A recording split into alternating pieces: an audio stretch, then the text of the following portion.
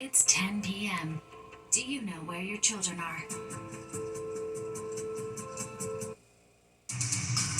Right now on Deep 10 o'clock news. We had an extremely productive meeting and many points were agreed to. No ceasefire deal. President Trump calling a highly anticipated Alaska summit with Russian President Vladimir Putin a success tonight, but admits there are still major points of disagreement on ending the war in Ukraine. And firefighters among the injured after flames break out at a Manhattan apartment building. And we are just hours away from subway service suspensions that could put a dent in your weekend plans. What you need to know so you don't get stuck. Good evening. I'm Steve Lacey. Thanks for joining us. Natasha has the night off. We begin tonight with that summit. After a lengthy meeting behind closed doors, President Trump says he and Vladimir Putin did not reach a deal to end Russia's war with Ukraine. But without offering many specifics, he says substantial progress was made. Fox 5's Jessica Formoso is here now with details on the summit and reaction that's coming in tonight. Jess. Steve, this closed-doors meeting in Alaska was more than 2.5 hours long, yet the two leaders offered no details on what they agreed on. It seems like there was some sort of disconnect between the two, Putin saying they had come to an understanding to end the Russia-Ukraine war, but then President Trump said, quote, "There is no deal until there is a deal." This is the moment President Donald Trump and Russia's President Vladimir Putin stepped into the room filled with reporters to give their statements after the historic summit. Trump took this meeting in hopes of Putin agreeing to a ceasefire, but that clearly did not happen. While Trump stated that many points were agreed to and the meeting was, quote, extremely productive, he also acknowledged that there is a significant issue they can't come to an agreement on regarding the war in Ukraine. We had an extremely productive meeting and many points were agreed to. There are just a very few that are left. Some are not that significant. One is probably the most significant, but we have a very good chance of getting there. We didn't get there, but we have a very good chance of getting there. It's important that both sides are result-oriented, and we see that the President of the U.S. has a very clear idea of what he would like to achieve. He sincerely cares about prosperity of his nation. Still, he understands that Russia has its own national interests. I expect that today's agreements will be the starting point, not only for the solution of the Ukrainian issue, but also will help us bring back business-like and pragmatic relations between Russia and the U.S. Now, both leaders were expected to take questions from the media, but didn't. The Russia-Ukraine war is the largest war in Europe since 1945. It has been going on for more than 3 years. The war has caused heavy losses on both sides. Putin wants Russia to take control of certain Ukrainian territories in exchange for peace. Now, Ukraine's President Volodymyr Zelensky, who was not invited to today's summit, posted a video in where he said, quote, "Everyone wants an honest end to the war. Ukraine is ready to work as productively as possible to end the war." During the joint press conference, President Trump said he would call NATO and President Zelensky to discuss the meeting. President Trump saying this tonight after the summit to Fox News' Sean Hannity. Now it's really up to President Zelensky to get it done. And I would also say the European nations, they have to get involved a little bit. But it's up to President Zelensky. I think we are, and if they'd like, I'll be at that next meeting. They're going to set up a meeting now between President Zelensky and President Putin. And myself, I guess, I didn't ask you about it. Not that I want to be there, but I want to make sure it gets done. And we have a pretty good chance of getting it done.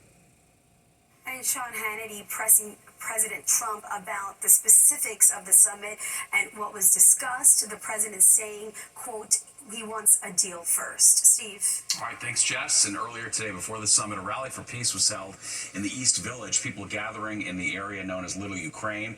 New York has the largest Ukrainian population in the country, many of them, of course, who've lost loved ones in the war or had their homes destroyed. And rally organizers say thousands of Ukrainians in the U.S. are hoping to return home when peace is restored. For the latest on today's summit and the latest on the war between Russia and Ukraine, download the free Fox local app. Police looking for the suspect who stabbed a man to death in Harlem. The NYPD responding to a 911 call around 1:30 this afternoon on West 128th Street. They found a 51-year-old man who had been stabbed repeatedly. He was taken to the hospital where he later died. If you have any information that may help the investigation, you're being urged to call Crime Stoppers.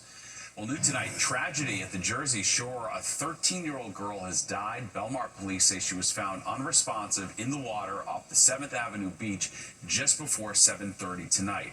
Another swimmer was also in distress but was able to get out of the water. Belmar police are currently investigating.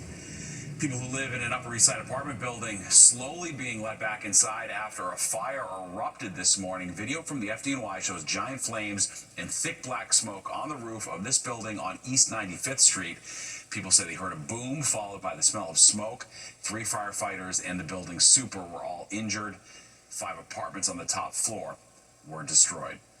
I started screaming like fire, and I called the fire department. I'm happy I didn't open the door because when I saw through my doors, I have a sliding door. I saw the fire, so I ran upstairs to get my dog right away. People not able to go back to their units say they're going to stay with family or reach out to the Red Cross. Fire department has not figured out a cause of that fire just yet. Well, officials say they've completed the necessary remediation for all 12 cooling towers on 10 buildings connected to that Legionnaire's disease outbreak in Harlem.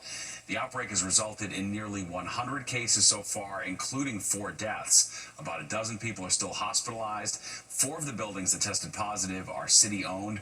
One of them is Harlem Hospital. The suspicious white powder that forced the evacuation of 26 Federal Plaza has been determined to not be dangerous. Mayor Adams making that announcement this morning. Authorities say 5 letters were found in the mailroom of the ICE Enforcement and Removal Office yesterday afternoon. Reports say initial testing determined the powder was boric acid and posed no threat. That building was open again today. The incident, though, remains under investigation. Well, now first look at the forecast. A hot and humid weekend headed our way, but more comfortable weather isn't too far behind. Let's get over to Nick Gregory for the details. Nick. Hi, Steve. That'll be arriving next week, but you're right. Got to get through the warm and even occasionally hot and humid weekend forecast ahead. As we have temperatures now, they're still pretty comfortable. Actually, mid-70s in town. It is a little higher to the north and west away from the ocean wind. 77 Poughkeepsie, 79 there at Sussex, and close to 70 in the Hamptons, and low 70s down by Belmar. Dew point numbers creeping back up again. Sign that it's getting more humid. They got a little break for a while today, but we're upper 60s, about 70. That's moderately humid as far as dew points are concerned. Now, a couple of showers are here in eastern Pennsylvania. They're not coming our way. This line of showers and thunderstorms, that's with a cold front. That could be affecting us Sunday afternoon and evening. Until then, though, with the wind coming out of the southeast off the ocean, you're going to see overnight some low clouds kind of come in here, and we'll find some 60s to the north and west, low 70s in town. Same deal as you move along the coast. Those clouds give way to some sunshine tomorrow. Well to the north and west could be an isolated shower, thunder shower in the Poconos, the Catskills region, something along those lines. And we'll be in the middle 80s tomorrow, starting out 60s to low 70s on Sunday, but by Sunday afternoon, we're close to 90, probably going to hit 90 in the city. But again, those scattered showers and thunder showers may arrive mid-afternoon into Sunday evening. Then it's cooler after that. Steve? All right, thanks, Nick. Well, starting tonight, riders on the 4, 5, and 6 subway lines will be dealing with service disruptions that are set to last through the weekend. Fox 5 Stephanie Routini joins us now from Midtown with more on what to expect. Steph. Hey, Steve, good evening. Well, Grand Central is one of several stations that will be affected by the pause in service, as several lines will be at a standstill this weekend and next weekend. So here's what commuters need to know. Track replacement work is what's being done. Again, starting this weekend, it'll continue next weekend. It's affecting the 4, 5, and 6 lines. Signs are up informing commuters around different stations about what'll be going on. 4 trains won't run between Grand Central, 42nd Street, and Crown Heights, Utica Ave, or New Lots Avenue. 5 trains won't run between East 180th Street and Bowling Green in Lower Manhattan. 6 trains won't run between Grand Central, 42nd Street, and Brooklyn Bridge City Hall. The MTA putting out alternates, information rather about alternates. The big one, the W line running on weekends during the track work. This will be special weekend service to help riders. It'll be affecting it, but they have to do it. Do you know that they're going to be doing some track replacement work? What do you think about it?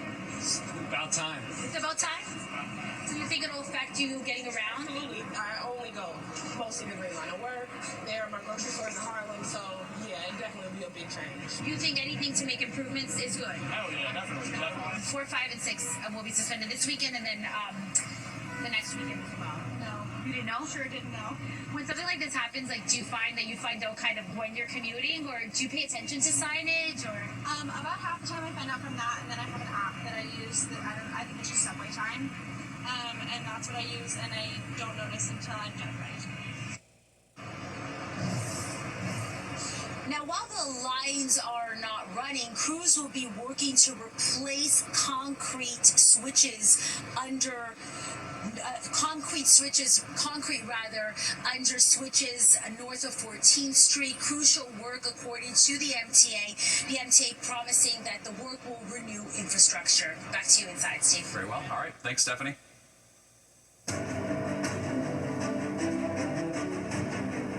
Now to the race for mayor of New York City. Mayor Adams was a guest today on our Politics Unusual show. Recent polling has him in 4th place behind Zoran Mamdani, Andrew Cuomo, and Republican nominee Curtis Sliwa.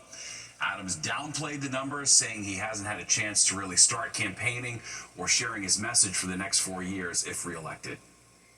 Continue to move the city forward. I continue to pass the most comprehensive housing reform in the history of the city. I continue to build housing. I continue to say we will have universal after-school programs and pre-K. And so the real sign here is like every New Yorker that's go through difficult moments. How do you respond in those difficult moments? I left the city well. Meanwhile, frontrunner Zoran Mamdani was endorsed by Queens Borough President Donovan Richards, who had endorsed Mayor Adams back in 2021. In a programming note, tune into our new show, Battleground NYC, The Fight for Your Vote, hosted by SE Cup. We're following the latest up-to-the-minute info in the race for New York City Mayor. It streams every weeknight at 7 on the Fox Local app and anytime on demand from now until Election Day. Students in New York returning to school next month will have to put away their cell phones as part of a new state law passed to increase learning and avoid distractions. It applies to students in K through 12. Governor Hochul launching a new website to educate parents and students about the law. Reaction to the ban thus far has been mixed. I think that any time that you can increase time on task, make sure that instructional time is not being interrupted by devices, you're supporting student learning. I think for high school students, they're going to be transitioning into a modern world where cell phones are used every day by everyone. And I think we have a duty to educate students on appropriate uses of cell phones. And schools can make rules for alternate forms of communication. For example, one high school on Long Island will allow students to email their parents on their Chromebooks in case of an emergency. Well, it may have a cool name, but the damage it causes is far from it. It's called the Kool-Aid Man Challenge, and the fad has teens running through fences. Plus this. It's a British invasion taking over America's pastime. I'm Jennifer Williams at Citi Field, and coming up after the break, I'll have how Beatles Night is giving Mets fans something to cheer about. 10 o'clock news. A TikTok challenge making a comeback on Staten Island. Kids using their bodies to crash through fences. It's called the Kool-Aid Man Challenge, like the old Kool-Aid commercials. Teens are recording themselves smashing through fences and walls while yelling, "Oh yeah." Surveillance video showing 2 teens breaking through the fence of a home in Prince's Bay. Kids are in danger, and also they're ruining property, because you don't know what's on the other side of the fence. And this lady had I think it was a lady, so I think she had personal stuff, and then garbage cans also. They got garbage cans are not cheap. The Kool-Aid Man Challenge started popping up around the country back in 2020. Well, it's been far from a hard day's night at Citi Field, where Beatlemania is alive and well, and Mets fans are celebrating a historic moment that happened 60 years ago at Shea Stadium. Jennifer Williams has the ultimate Fox 5 flashback. Come together right now over me. Here are the Beatles. It was a British invasion infiltrating America's pastime Friday night at Citi Field as the Mets celebrated the 60th anniversary of the Beatles' iconic performance at Shea Stadium on August 15th, 1965. We hardly heard them because we were busy screaming, but I still have the ticket stub. Show me, did you do that? Show me how you did it, right? We always joke he's a huge Mets fan. I say everyone knows Shea Stadium because of the Beatles, not the Mets, but he says I'm wrong about that, so. My favorite Beatles song is Let It Be. And how does that go? When I find myself in times of trouble, Mother Mary comes to me, speaking words of wisdom, let it be. Lines reached the 7 train as fans eagerly awaited a night that included a Shea Stadium replica giveaway. A performance by a Beatles tribute band ahead of the action. And members of the game day staff who worked the historic event throwing out the first pitches. The family of Sid Bernstein, the first concert promoter to bring the Beatles to the U.S. and book the concert at Shea Stadium, were on hand for the festivities. His grandchildren receiving a signed ball from outfielder Brandon Nimmo. They also got to signal the start of the game. Well, it's hard to put into words. However, it's really amazing. We were really blessed to be the children of Sid and Jerry Bernstein. And I know my parents are here with us right now, so we really appreciate this. It was Beatlemania meets baseball throughout the night, and a time to remember an iconic pop culture moment that took place in our city and lives on forever. In Queens, Jennifer Williams, Fox 5 News. So fun. Well, after 4 years, Chinatown is saying goodbye to one of its most popular summer events. Fox 5 Duarte Geraldino takes us to the final Chinatown Night Market. This sculptor works in paper. He's one of the many artists at the Chinatown Night Market, and he's making a quick 5-minute 3D paper sculpture of my face. So what do you think? Does it look like me? The Chinatown Night Market started in 2021 to help local businesses bounce back from the pandemic. At the time, it was just a few performances and vendors set up under the arch of the Manhattan Bridge. 4 years later, it's grown into a massive street party that draws more than 6,000 people each night. And tonight, it's taking its final bow. Our shop is Grand Tea and Imports. What is this night market meant for you?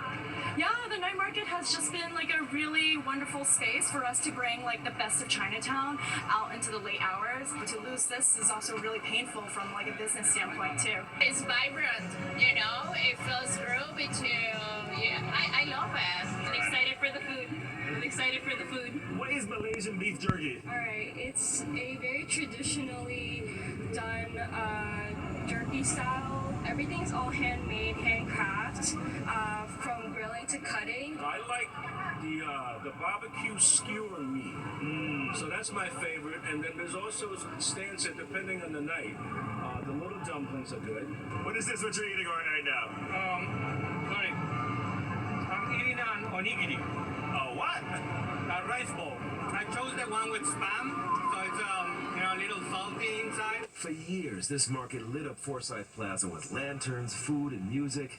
Now, organizers say they're going to be focusing on new ways to support the community. The next time we do the night market, or the next iteration of the night market, will be more about performance and culture.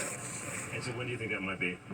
Within the next year. But for everyone here tonight, this is about soaking in one last night of something uniquely New York. In Chinatown, Duarte Geraldino, Fox 5 News. All right, we'll be right back with another look at the forecast. All right, let's go, Nick, now for a look at the weather. A hot, humid weekend on the way, Nick. It looks that way, Steve, and we'll find temperatures of probably up to around 90 degrees again by Sunday. Today we got close, 89, the low of 74. Again, these numbers continue to be above average. Record high 97, record low 54. At least won't be dealing with those anytime soon. It's a clear sky for the moment, 75. Winds light out of the southeast. Humidity is on the higher side again, and the pressure strong. Good reading there. Good weather sign, 30.19. Low 70s at the coast at the present hour, mid 70s to town, and then we have those upper 70s North Jersey into the Hudson Valley. Still 80 at Allentown at this hour, though. Wind out of the southeast, 5 to 10. That continues tonight. That's going to bring in some low-level moisture, though. So we have some cloud cover that does move in overnight and lasts through about mid-morning Saturday. A couple of 90s today. Sussex, Newark, there hitting 90. Again, we stopped at 89 in the city. High 80s to Poughkeepsie, a little bit cooler. Belmar and Eastern Long Island. But a bunch of 90s on the map here. 94 at Philadelphia, close to that in Pittsburgh. Low 90 Chicago and Indianapolis. And again, that hot weather sticks around here this weekend as well. All right, here's the satellite view. Nothing really going on. A couple of showers trying to get going in eastern Pennsylvania, but that's not our worry at all tonight. On the wide view, though, you're going to see that there's a cold front causing some showers and thunderstorms right up here in parts of Wisconsin and Iowa. That front eventually comes our way, likely to give us some showers and thunderstorms mid to late Sunday afternoon onto the Sunday evening, particularly, first of all, north and west, and then we'll all kind of see that as time goes along. So our futurecast overnight will show that wind off the ocean, bringing in the low cloud cover. You see that here across the map. But then by mid-morning, we'll break into some sunshine. North and west tomorrow could be an isolated shower, thunder shower in the afternoon, really the Poconos up into the Catskills. And then as we head into Sunday, combination of sun and clouds. But here comes the cold front. So again, in the afternoon, there'll be some scattered showers and thunderstorms coming through. It doesn't look like it'll be widespread. After that front passes, much cooler weather will arrive for early next week. Jersey Shore, upper 70s tomorrow. Clouds give way to sunshine. A lot of sun on Sunday. I think the showers will hold off until the evening. Long Island Beach is about the same, 70s to lower 80s over the weekend. There's a risk for sun and thunderstorms by Sunday at the Connecticut beaches in the afternoon.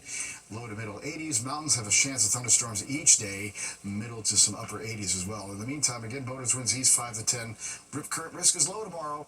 And both seeing waves about 2 feet on the ocean, wind over some of the sound. In the meantime, Erin is going to become a major hurricane as it moves off to the north and west. Again, winds at about 85 miles an hour, but it becomes a Category 4 hurricane and will bring dangerous rip currents to our area next week. 85, humid tomorrow, 90 on Sunday with the evening, afternoon thunderstorms, and then we're in the 70s. How about that?